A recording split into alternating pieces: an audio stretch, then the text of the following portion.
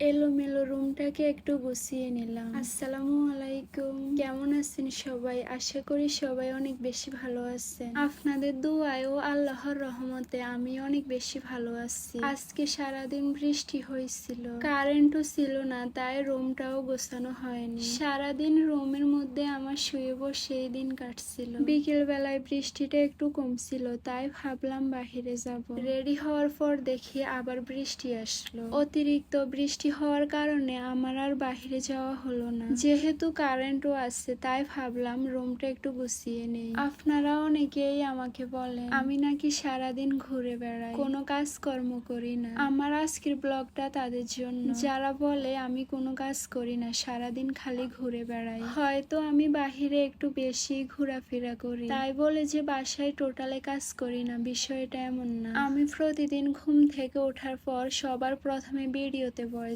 দেই, পরে পুরো বাসাটা নিজের মতো করে গুছিয়ে নেই। অনেকেই ভাবে আমি কোনো কাজ কাম করি না, সারাদিন খালি ঘোরাঘুরি করি এবং ভিডিও বানাই। আপনাদের ধারণাটা সম্পূর্ণ ভুল। ভিডিও ছাড়া যাবতীয় সকল কাজ শেষ করে পরে আমি ভিডিও বানাই। আমার আজকের ব্লগটা এ পর্যন্তই। সবাই কমেন্ট বক্সে সুন্দর সুন্দর কমেন্ট করে যাবেন। আজকের জন্য আল্লাহ হাফেজ।